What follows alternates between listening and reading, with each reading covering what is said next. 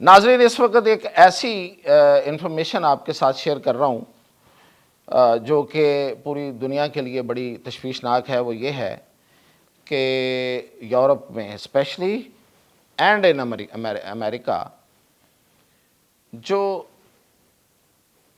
اولادیں ہیں، بچے ہیں، وہ بغیر شادی کے پیدا ہو رہے ہیں۔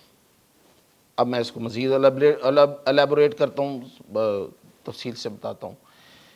کتنے بچے یورپ اور امریکہ میں بغیر لیگل شادی کے، قانونی شادی کے پیدا ہو رہے ہیں؟ غیر قانونی بچے کتنے پیدا ہو رہے ہیں؟ سیدھی بات کرتا ہوں آپ سے، اس سے علاوہ بھی ایک لفظ ہوتا ہے، وہ نہیں استعمال کروں گا۔ یہ آپ حیران ہو جائیں گے، یہ بہت بڑی ریشو ہے اور پوری دنیا اس وقت اس پہ کنسرنڈ ہے۔ پوری دنیا میں ایک تشویش ہے، لیکن یہ رک نہیں رہی، کوئی سٹیپ بھی نہیں لیا جا رہا ہے اس کے بارے میں۔ اب آپ سنیں اور سر دنیں، آپ پریشان ہو جائیں گے کہ کیا ہو رہا ہے۔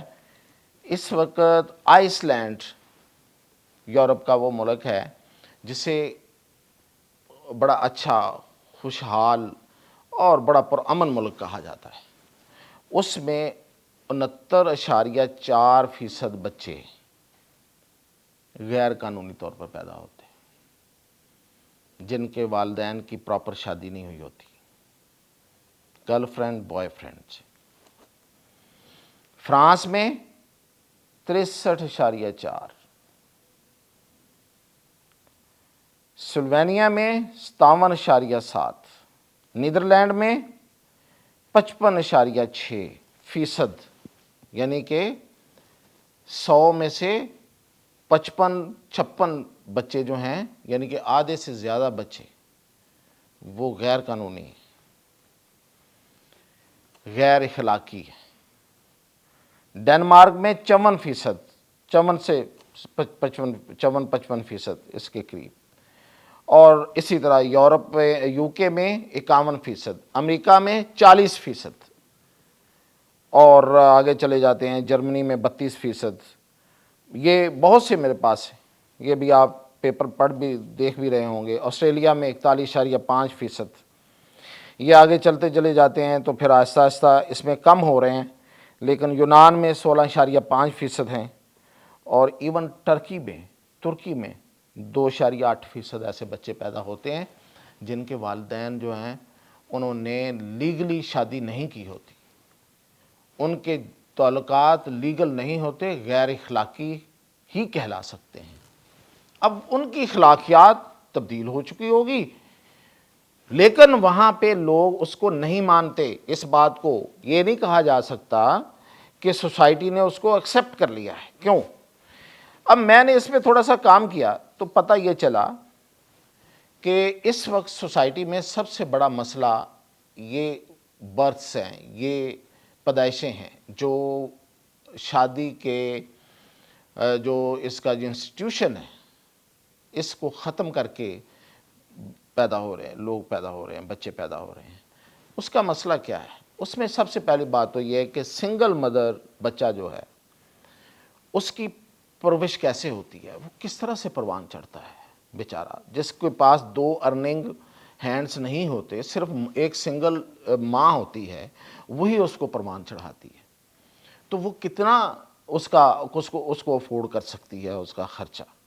تو پہلی بات تو یہ کہ ایک سروے کے مطابق 40% ان میں سے ان بچوں میں سے 40% بچے جو ہیں، 100 میں سے 40 بچے جو ہیں جو اس طرح پیدا ہوئے ہوتے ہیں، وہ بلو دا پاورٹی لائن ہوتے ہیں، یعنی کہ وہ غربت کی لکیر سے بہت نیچے رہتے ہیں۔ وہ بیچارے ساری زندگی غربت کی زندگی گزارتے ہیں۔ وہ، اور جو بندہ غربت کی زندگی گزارے ایک بڑی سوسائٹی میں، ایک بڑی ترقی یافتہ ممالک میں، مہذب ملکوں میں، تو اس کی باقی معاملات کیا ہوں گے؟ اس کا جو بیہیویئر ہے، اس کے اندر کا جو انسان ہے وہ کیسا بنے گا؟ وہ کس طرح کا انسان ہوگا؟ کیا وہ نارمل انسان ہوگا؟ اور پھر یہی نہیں ہے جس کو ماں اور باپ کا دونوں کا پیار نہیں ملا ہے اور وہ غربت میں بھی رہا ہے اور اس کی تعلیم متاثر ہوتی ہے۔ ایک اور سروے ہے، وہ یہ کہتا ہے کہ یہ بچے یونیورسٹی تو کیا، ہائی اسکول تک نہیں پہنچ پاتے۔ ان میں سے کوئی 60% بچے جو ہیں وہ ہائی اسکول تک نہیں پہنچ پاتے. وہ یعنی کہ وہ ان کا بھی ہائی اسکول جو ہے وہ میٹرک اور انٹرمیڈیٹ ہے, یعنی کہ وہ 10ویں اور 11ویں جماعت تک نہیں پہنچ پاتے, وہ اس سے نیچے رہتے ہیں. اور جو 10ویں 11ویں جماعت نہیں پڑھتا وہ کیا کام کرتا ہے وہ سوسائٹی میں؟ وہ وہاں پہ جا کے ہیلپر ہی ہوتا ہے, وہ کہیں پہ جینیٹوریل سٹاف ہوتا ہے, صفائیاں کر رہا ہوتا ہے, کہیں کوئی مزدوری کر رہا ہوتا ہے. اور پھر یہ کہ یہ جو بچے ہوتے ہیں پھر یہ کرائم کی طرف ہوتے ہیں. اور اسی لیے اس وقت امریکہ میں تو کہا جا رہا ہے کہ کرائم کی سب سے بڑی ریزن جو ہے, اور یورپ میں, اس کی وجہ یہ بچے ہیں.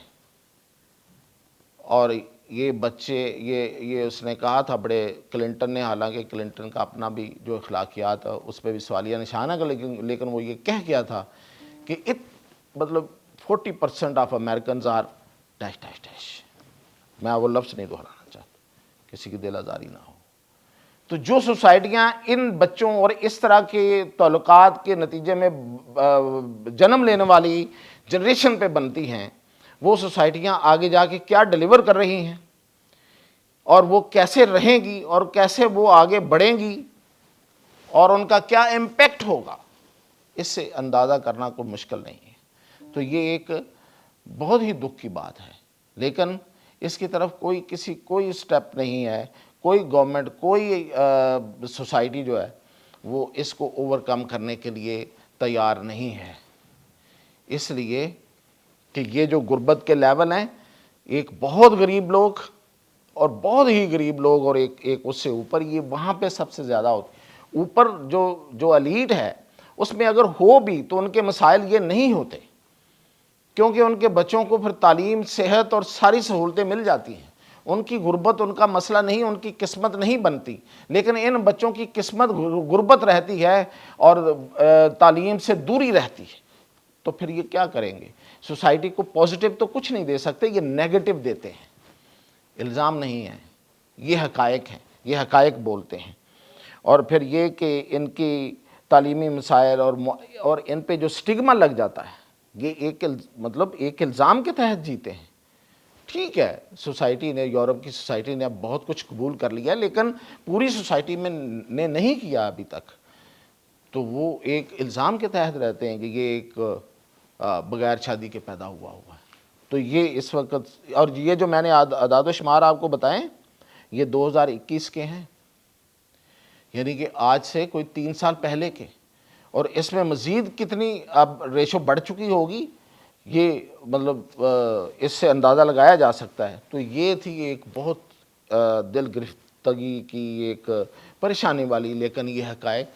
تو میں نے کہا کہ آپ تک پہنچائیں کہ کس طریقے سے, اور اب ہماری جو ایشین سوسائٹیز ہیں وہ بھی اس لعنت کے اور اس میں آ رہی ہیں. تو ہمیں اپنی کوشش کرنی چاہیے. اور اس کی جو سب سے بڑی جو ریزن بتائی گئی ہے, جو میں نے ریسرچ کی ہے, وہ ہے مذہب سے دوری اور وسائل کی تقسیم, غیر منصفانہ تقسیم. یعنی کہ کچھ لوگ تو بہت امیر اور کچھ لوگ بہت غریب, اور یہ ہیں وہ لوگ, پھر ان کو غربت کے گھڑے میں جیتے جی اسی دنیا میں غربت کی جہنم میں پھینک دیا جاتا ہے. یہ ہیں وہ لوگ. تو اس کے ساتھ ہی اجازت دیجیے, باقی کوئی ہوگی اپڈیٹ تو ضرور حاصل.